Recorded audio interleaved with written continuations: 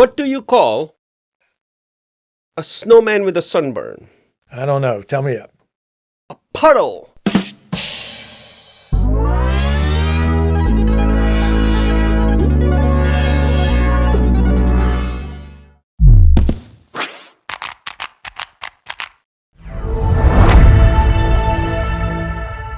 What is the right burn?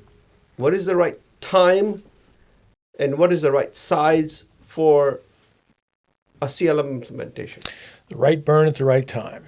The right burn at the right time, the right turn at the right time.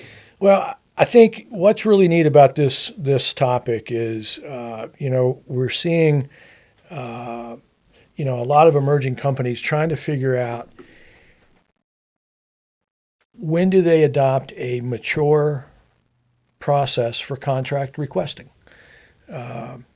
I think a lot of companies are looking at this like, all right, does it mean that I have to roll out a solution to the entire company, or can I just get myself organized within, one or two departments that are really struggling with, contract requests today? And I think from our evaluation, it's the latter that's starting to make a lot of sense with some implementations that we've done recently. Yeah, I mean, traditionally people, when a company starts out, they do everything via email. Documents are stored in email sometimes. Sometimes they put them in SharePoint. Sometimes they put it on their C drive, OneDrive, Box. There's a lot of different places where, companies start out with. And that's the right thing to do. When you're starting out, you want to make sure that you invest, in the right tools at the right time. And I think what we're going to talk about today is what is the right time, and what is the right scope. How do we manage features? How do we get to that stage where we can implement a right size solution, right? So, there are a couple of ways to do this, right? So what I'll do is let me talk about, what we traditionally see is how we can implement a right size tool based on the features of the tool.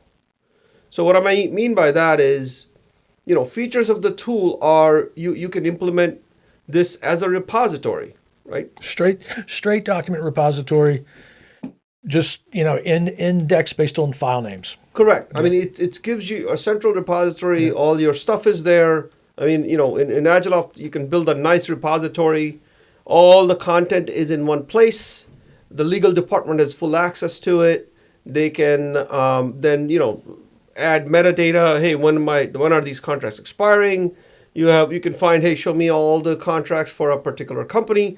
Nice repository. It gives you a base. It gives you a starting spot, and then you can grow on it.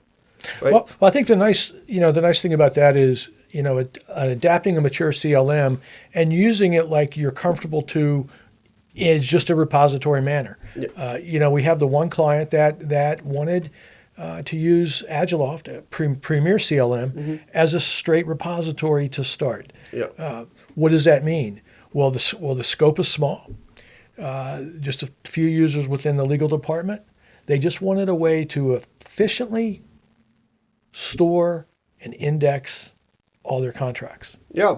With the Convo AI, you can quickly search, find, see, A very simple implementation. Yeah. Simple implementation, it'll get you going.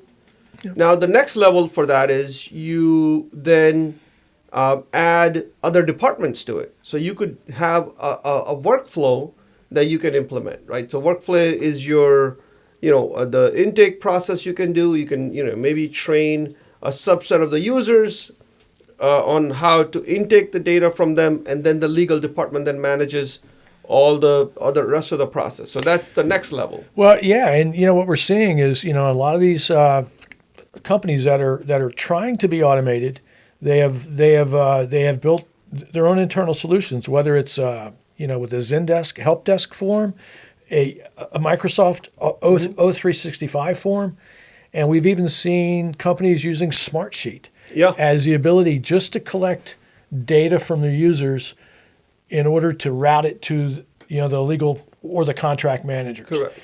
The nice thing about that is they're collecting data. Mm-hmm. However they collect data, whether it be on a form, Microsoft Smartsheet, or whatever, the fact is the process is the process. True. They're still requesting their user to to enter some data in order to take the next step. Yep.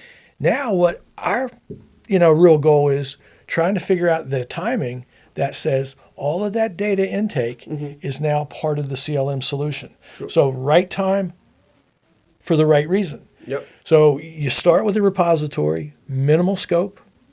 You really organize your legal department or your contract management area. And then you slowly say, okay, look at our existing user intake process. What tools are we using to collect data from user? As you said, a lot of people just send an email. I'm going to send an email to my contract manager. I need X, Y, and Z. And then what does that contract manager do with that email now? Gets lost in email heaven somewhere. Or they take that data, they extract it out, and then they manually update the repository. So it can definitely be done in a very limited scope to start. And I think that'll ease a lot of companies' angst by not thinking they have to jump in with both feet and deploy a solution completely company-wide. Yep. And that's right burn at the right time. Burn at the right, and then the next stage of that is you do a full-blown implementation, right? So that means you get all the features that are, and AgileOps has a number of them. You implement all the features. You can have clauses. You can have a clause library. You can add different workflows for different departments, for different contract types. Pre-approvals. Pre-approvals. Finance has to look it over before it goes anywhere else. Yeah. You can do post-execution tasks, milestones and stuff. So there's a number of features you can do. So that's the full implementation, right? And the next level to that is full implementation with integrations. Now, we all know that data doesn't live in one place in this ecosystem of apps that we have. So then you can integrate your CLM with other things, like if you have an ERP system, you could have NetSuite, Coupa, Oracle, Dynamics, right? There's a whole host of them. You can then integrate it with the ecosystem that your applications live in. Well, we had one really large client that had a global Salesforce implementation. And, you got a sales rep in the field and they're, basically cold calling or have meetings with prospective buyers. And one of the first things they have to do is, if they get the green light to have a discussion, is they have to say, well, let's do a CDA together. One of the implementations that we did was we integrated AgileOps with Salesforce, and a huge percentage of their users do the contract request through the Salesforce interface. They don't even log into the CLM. Yeah, it makes life simple. Totally makes it simple.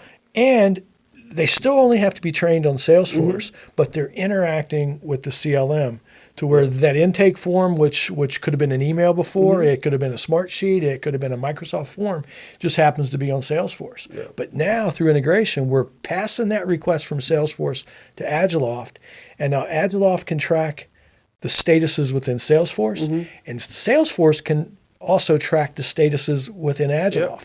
So they know when the contract has been signed, countersigned, and those statuses pass between both systems. Incredibly powerful functionality. So I think all of these, I think if you think about the common feature is, we're making a user experience that is simple for that particular use case. So if it's just a repository... At the right time, too. Yeah, exactly. So if it's just a repository, we want to make sure it's simple enough for the legal folks to use it. Yeah.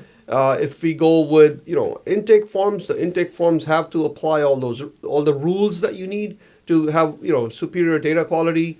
And then if you go with full blown, then you have your policies for approval, policies for financial approvals, so risk mitigation. Risk mitigation. Thousand notifications. Things that you can drop in there. Exactly. So then when you go with, the last stage that we talked about was the full blown with integration.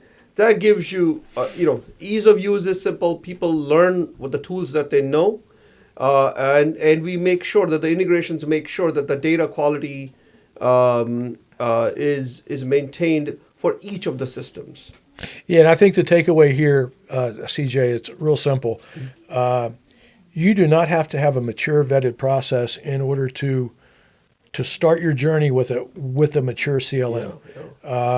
start with what makes sense for your business and to your comfortability. Yep. But don't feel like you have to have a completed process vetted out before you can even begin.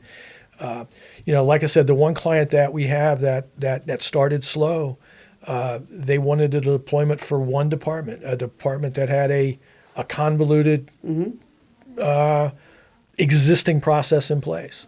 We were able to put Agiloft in for one department, but knowingly that it's within just a few mouse clicks expandable to another department, to another department, to another division, and then eventually company-wide. So there's no loss in the amount of work that you do early True. in the analysis. In fact, if like for example, if we also done where you implement it with one region, and then you add another region to it. Add another region. If you do your U.S. Company, then you want to expand it to EU, Japan, Far East or Middle East. So you vet out your process internally with one area, one region, one department, whatever segment you think can help you vet out that process, and then it's easy to expand to that. You learn.